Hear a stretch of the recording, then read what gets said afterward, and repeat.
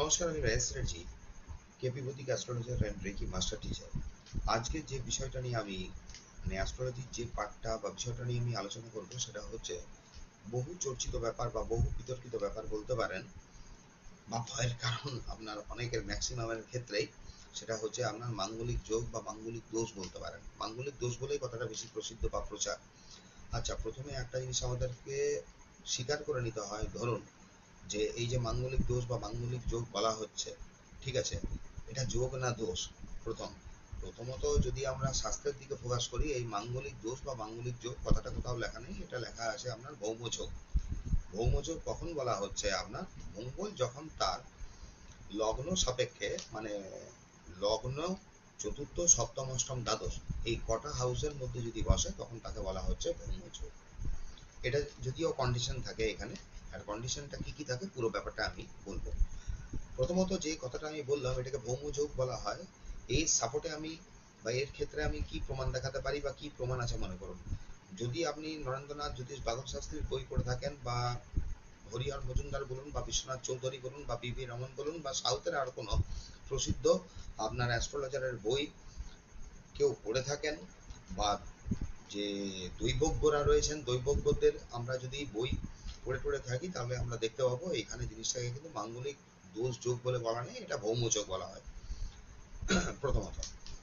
ঠিক আছে, আর এই জিনিসটা নিয়ে লগ্ন, চতুর্থ, সপ্তম, অষ্টম, দ্বাদশে মঙ্গল বসলেই যে একজন হতভাগা দুর্ভাগা হয়ে যায়, আপনার মাঙ্গলিক যোগ তাকে পুরোপুরি গ্রাস করে নিল, কথাটা কিন্তু পুরোপুরি মিথ্যে বা ভুল। কি কারণে? দেখুন, লগ্ন, চতুর্থ, সপ্তম, অষ্টম, দ্বাদশে যখন মঙ্গল বসছে তখনই কি তার এই ভৌমযোগ বা মাঙ্গলিক দোষ যে কথাটা বলা হচ্ছে সেটাই কি হয়? এখানে কি কন্ডিশন থাকে? কোন কোন কন্ডিশন গুলো ধরুন D1 চার্টে যদি আর না দেখতে পাওয়া যায় তখন এই জিনিসটাকে কনসিডার করা হয়। লগ্ন, চতুর্থ, সপ্তম, অষ্টম, দ্বাদশে মঙ্গল যদি বসে, ঠিক আছে, ও বসতে পারে আপনার, সেক্ষেত্রে যদি কেন্দ্র ত্রিকোণে যদি বৃহস্পতি না বসে, মানে কেন্দ্র ত্রিকোণে যদি বৃহস্পতি বসে যায়, তাহলে এই যোগটা কিন্তু নষ্ট হয়ে যায়।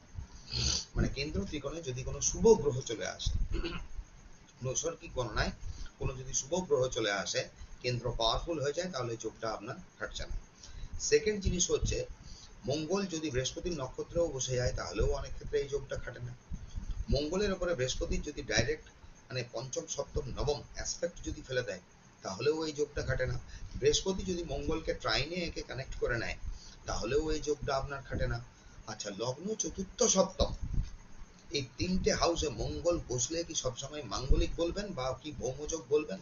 যদি এই কথাটা বলা হয়, তাহলে রুচক যোগ কি? পঞ্চপুরুষ মানে ধরুন পঞ্চ মহাপুরুষ যোগ যেটা বলা হয়, মঙ্গল থেকে কিন্তু দেখা হয় আপনার রুচক যোগ।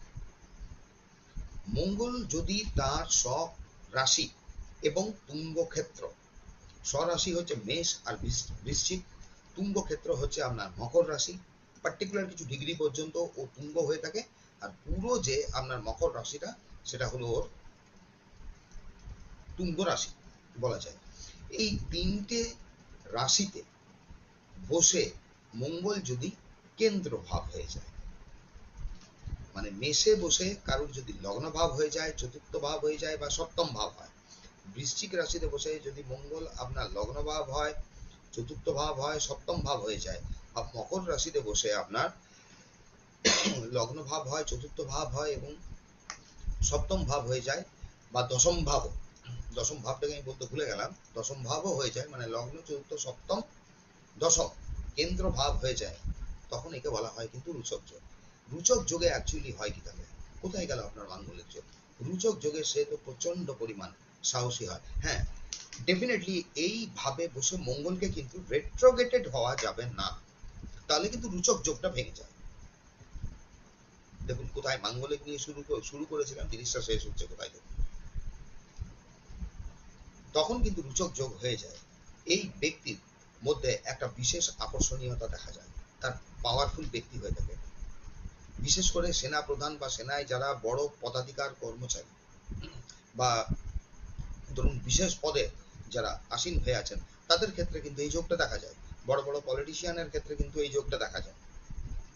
তাহলে সর্বক্ষেত্রে যে আপনার লগ্ন, চতুর্থ, সপ্তম, অষ্টম, দ্বাদশে বসলেই যে আপনার সেটা মাঙ্গলিক দোষ বা মাঙ্গলিক যোগ হয়ে যাচ্ছে, সেটা কিন্তু নয়। সাউথে আপনার সেকেন্ড হাউসটাকেও আপনার এই ভৌমযোগ বা দাম্পত্য জীবনে যেখান থেকে আপনার কোয়ালিটি অফ ম্যারেজটা দেখা হয়, সেই জায়গায় কিন্তু সেকেন্ড হাউসটাকে রাখা হয়েছে। বিশেষত এই মঙ্গল আপনার যদি দাম্পত্য জীবনে কি করে এলো বা কেন দেখা হয় যদি জিজ্ঞেস করেন, তাহলে এর ডাইরেক্ট একটা অ্যান্সার হয় আপনার মঙ্গল থেকে হাজবেন্ডের বিচার করা হয় ভৃগুনন্দী নারী অনুসারে। কারণ যখন আপনি একটা কোনো চার্ট বিচার করছেন, চার্টটা বিচার করার সময় খালি যে আপনার বৈদিক দিয়ে আমরা বিচার করে দেখবো তা কিন্তু নয়, এখানে নারী জ্যোতিষটাকেও আপনার কানেক্ট করতে হয়। যে কারণের জন্য আমি ট্রাইনের কানেকশনটা এখানে বললাম। কিন্তু মঙ্গল এখানে যে অবস্থান করলেই আপনার সেটা মাঙ্গলিক হয়ে যায়, হ্যাঁ, মাঙ্গলিক কিন্তু হয় না। তার কতগুলো কন্ডিশন থাকে। যদি না এইভাবে অন্ততপক্ষে 21-23টা আপনার কন্ডিশন কিন্তু দেখতে হয়, তবে গিয়ে একটা মঙ্গলকে আপনার ভৌমযোগের আন্ডারে টোটালি পড়ে গেছে, তখন সেটা আপনার বিচার করা হতো বা আপনার এটাকে কনসিডার করা হয়। কি কারণের জন্যে আপনার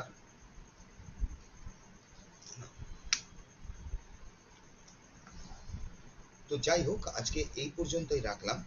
নেক্সট ভিডিওতে এই যে সাড়ে সাথে নিয়ে অনেক মানুষের অনেক যে ফিয়ার থাকে, ধরুন হ্যাঁ, যে সাড়ে সাথে এলেই তার কি মানে খুব ট্রাভেলের টাইম, স্ট্রাগলের টাইম স্টার্ট হচ্ছে, আদৌ সবার ক্ষেত্রে এই সাড়ে সাতিটা অ্যাপ্লাই হচ্ছে কিনা, হ্যাঁ, সেটা নিজে দেখে কি করে আপনি বুঝতে পারবেন, সেই তথ্যমূলক ভিডিও আমি শেয়ার করব। আজকে এই পর্যন্তই রাখলাম। নেক্সট ভিডিওতে আবার আপনাদের সাথে আমার দেখা হবে।